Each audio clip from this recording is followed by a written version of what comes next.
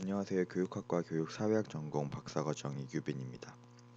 진로 집중 양육 방식은 진로 인식 및 특목 자사고 진학에 유리한가라는 제목의 연구를 발표하겠습니다. 아직 진행 중인 연구라 부족한 점이 많다는 점 양해해 주시기 바랍니다. 목차는 다음과 같습니다. 첫 번째, 연구의 필요성 및 목적입니다. 대학 진학으로 대별되는 자녀의 교육적 성취는 모든 부모의 관심사입니다. 특히 최근 학생부 종합전형, 전형 도입 이후 고등학교 생활이 대학 진학에 매우 중요해졌습니다.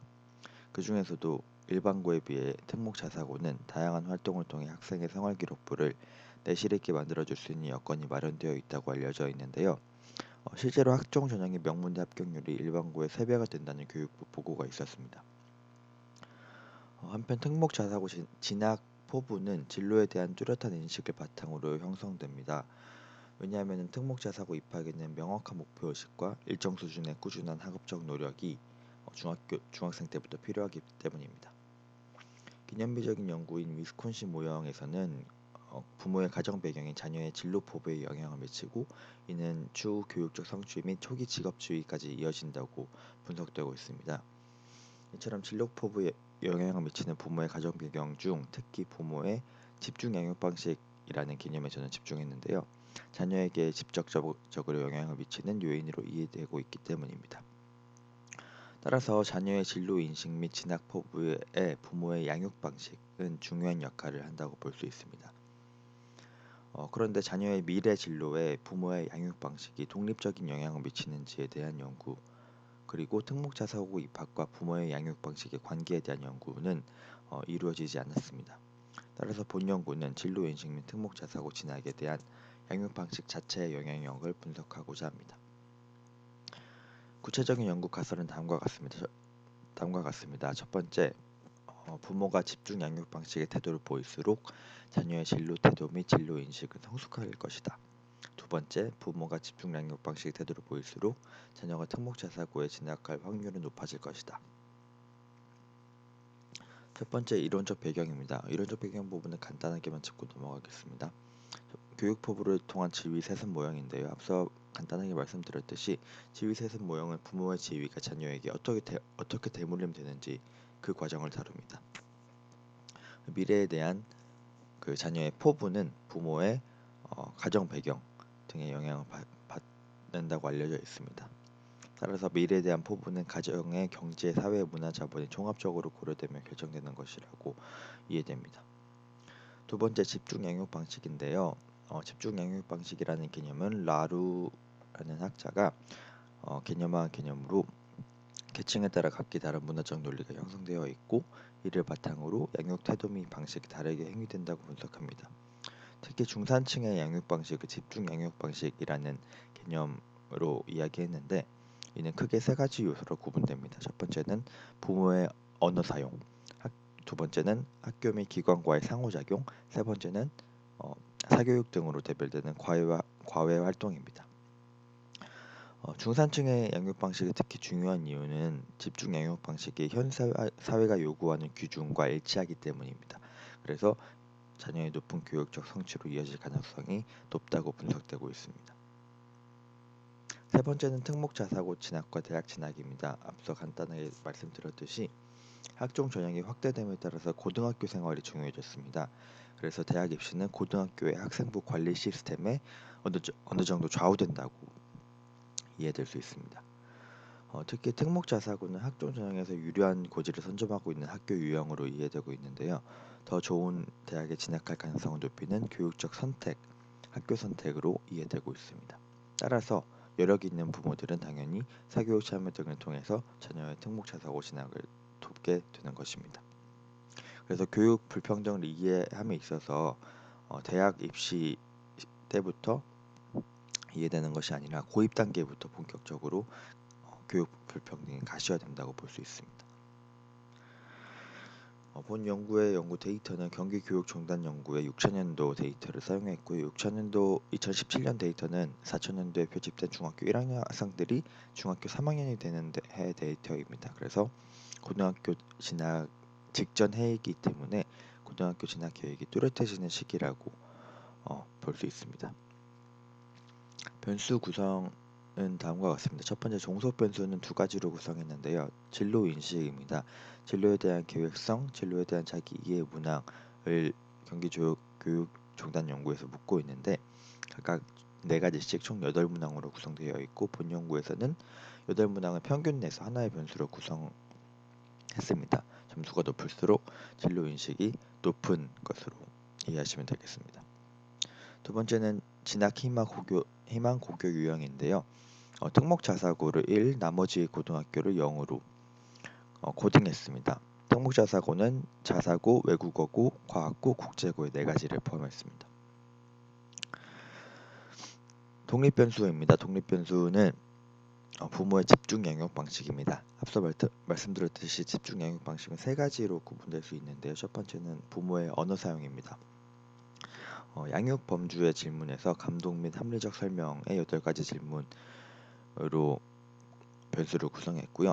부모가 얼마나 자녀에게 합리적인 언어를 통해서 설명을 하는지에 대한 질문입니다. 점수가 높을수록 매우 권위적인 언어 사용을 한다고 볼 수 있습니다. 두 번째는 학교 및 기관과의 상호작용입니다.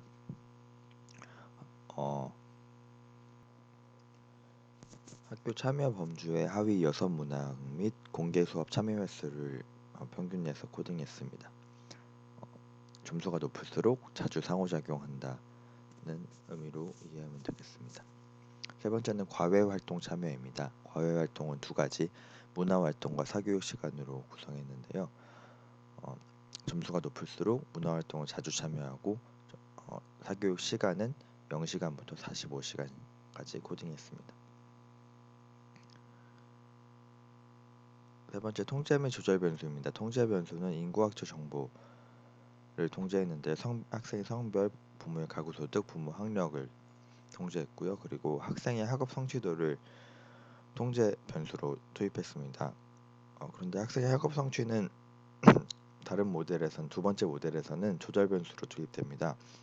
왜냐하면은 학생의 학업 성취에 따라서 특목 자사고에 진학하고자 하는 포부가 달라질 수 있기 때문이라고 생각을 했습니다. 분석 방법입니다. 두 가지 모델을 통해서 분석했는데요. 집중 양육 방식의 진로 인식에 미치는 영향은 다중회귀 분석을 통해서 분석을 했고요. 집중 양육 방식이 특목 자사고 진학에 미치는 확률을 보기 위해서는 로지스틱 회귀 분석을 통해서 분석을 했습니다. 두 번째 가설을 검증하기 위해서 두 가지 모델을 사용했는데요. 상호작용항을 투입했습니다. 사교육 시간과 성적의 상호작용항, 그리고 문화활동과 성적의 상호작용항. 쉽게 말해서 과외 활동과 학생 성적의 상호작용항을 각각 투입해서 확인하는 과정을 거쳤습니다. 연구 결과입니다. 기술 통계는 다음과 같고요. 분석 결과를 보겠습니다. 전체 분석표는 다음과 같습니다. 각각을 조금 나눠서 확인해 보겠습니다. 첫 번째 가설 검증입니다. 집중 양육 방식의 진로 인식에 미치는 영향입니다. 사교육 참여 오른쪽 표를 보시면 아시겠지만 사교육 시간을 제외하고 모든 독립 변수가 유의한 정에 영향을 미치고 있었습니다. 이것을 해석을 해보면은 사교육은 부모의 양육 방식, 양육 태도가 간접적으로 자녀에게 영향을 주는 요인이라고 생각이 될 수 있고요. 나머지는 직접적인 양육 방식입니다. 그래서 자녀의 진로 인식을 제고하기 위해서는 부모의 직접적인 양육 방식이 영향을 준다는 것으로 해석을 해볼 수 있습니다. 두 번째 가설 검증입니다. 집중 양육 방식이 특목 자사고 진학 포부에 미치는 영향입니다. 첫 번째 모델은 사교육 시간과 성적의 상호작용항을 투입한 결과이고요. 두 번째 모델은 문화활동과 성적의 상호작용항을 투입한 결과입니다. 두 가지 모델 모두 부모의 학교 참여는 유의한 정의 효과를 보이고 있는 것을 확인하실 수 있죠. 즉 학부모들의 정보가 교환되는 곳이 주로 학교라는 점을 들어서 추론해 볼 수 있습니다. 그런데 표를 보시면은 문화활동과 사교육 시간은 개수가 음의 개수로 나타나는 것을 보실 수 있습니다. 즉, 어, 문화 활동을 많이 할수록 사교육 시간이 늘어날수록 오히려 특목자사고 진학 확률이 줄어든다라는 것이 확인되는데요. 이를 어떻게 해석하면 좋을까라고 생각해 보다가 그래프를 그려보면 이해하실 수 있을 것 같습니다. 상호작용을 확인해 보면은 성적이 학생의 성적을 두 가지로 구분해 봤는데요. 30점대 성적 학생과 70점대 성적입니다.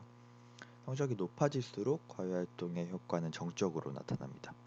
즉 과외활동이 유의한 영향을 주는 그룹은 성적이 낮은 학생들이 아니라 성적이 높은 학생들의 그룹이라고 보실 수 있습니다.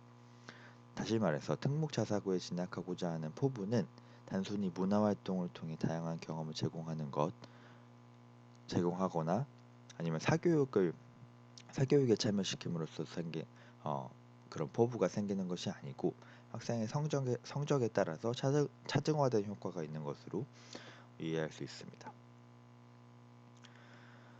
본 연구의 결론입니다. 집중 양육 방식은 진로 인식에 모두 유의미한 영향을 주고 있었습니다. 그런데 사교육 시간만 통계적 유의미성이 도출되지 않았는데요. 추후 사교육의 비효과성 혹은 역효과성 논의의 근거가 될 수 있을 것으로 생각됩니다. 두 번째는 부모의 학교 참여는 특목자사고 진학 포부에 유의미한 영향을 주고 있었습니다. 즉 부모와 공교육기관과의 상호작용이 중요하다는 것을 보여줍니다. 세 번째로 과외활동은 성적이 좋은 학생들에게 유리한 방향으로 효과가 있었는데요. 특히 성적이 낮은 학생들은 사교육 시간이 많아져도 특목자사고 진학 확률이 낮아지는 것을 확인할 수 있었습니다. 이는 사교육을 통해서 무작정 특목자사고 진학시키고자 하는 부모들에게 어떤 경쟁을 올리는 함의를 제공할 수 있다는 것으로 받아들일 수 있습니다. 네, 이상 제 발표를 마치겠습니다. 들어주셔서 감사합니다.